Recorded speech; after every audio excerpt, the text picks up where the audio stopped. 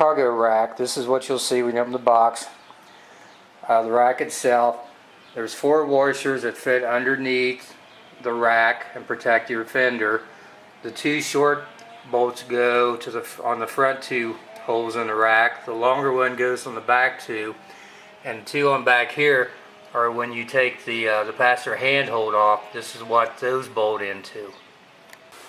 This is your stock KLR250. What you're going to be doing to put the cargo rack on is taking the toolbox off the top, and the passenger hand rail along the side is going to be unbolted. To remove the tool bag, all you do is unscrew these 4 bolts in here. Now the front 2 just screw directly to the fender and back, and the bottom 2 screw into a metal plate that you have to hold from underneath to keep it from dropping down. I'm going to show you what that looks like next. And that's the metal plate underneath that the back 2 bolts screw to. Again, it'll either drop off or you can put your hand down there and hold it. But again, the front ones just bolt directly to it, so you don't need to worry about them. But this one, you've got that metal plate that will fall off. This is all you need to do to get the front 2 bolts off. Just unscrew them out of there.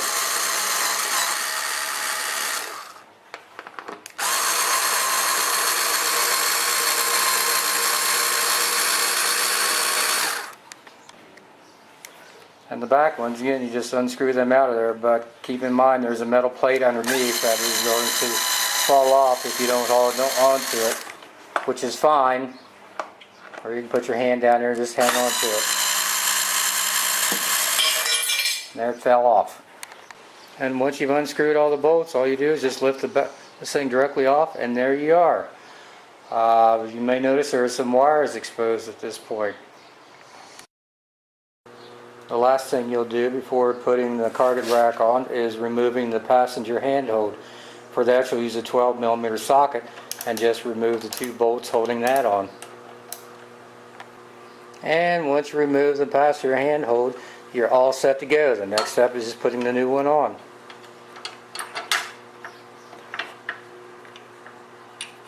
Now, one thing you'll notice on the inside of the passenger handhold is one of them on top of the flange, there's a F, which I hope you can see in here, which I assume means that goes to the front. To be honest with you, I can't tell if there's any difference which way you put the thing on, but there is that F, and I'm going to assume that means that end goes to the front when you put it back on. Now we're finally putting the cargo rack on. I would suggest first putting the side bolts in, the ones that replace the passenger handle. Now if you're not going to decide you're not going to put the passenger handrest back on, you might want to use the original ones that came with it. They're a little bit shorter. The replacement bolts are a little bit longer, designed for the additional thickness of the plate. To put it on, you're going to be using a 5mm hex wrench. You basically just line the holes up and put the bolts in where they belong.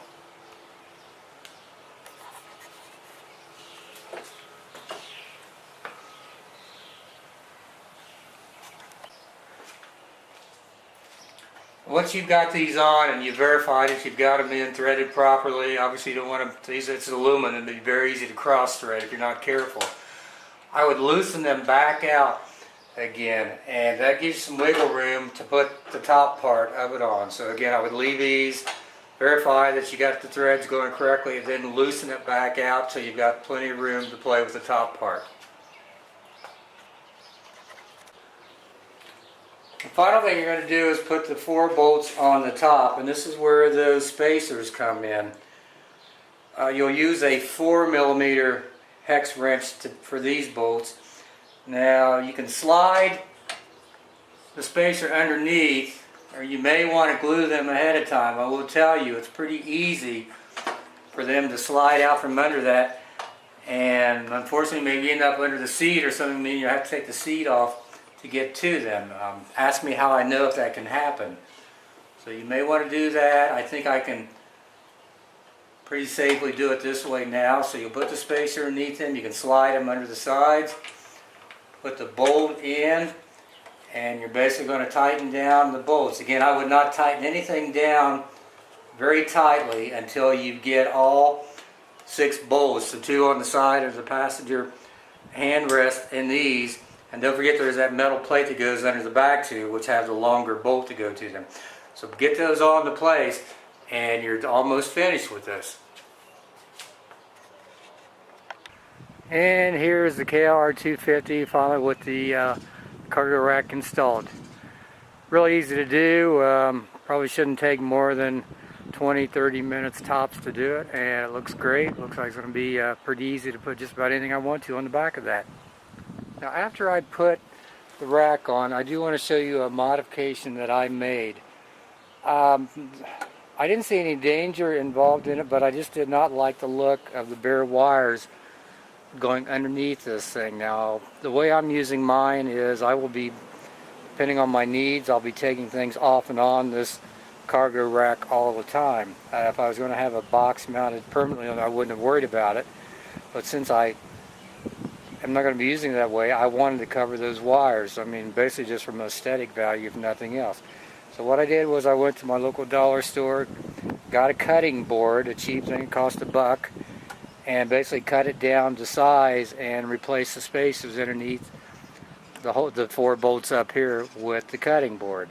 Looks a lot better. Unfortunately, we don't have a 2005 that's a red one. You may have to do something, paint it or think of another piece of plastic to use.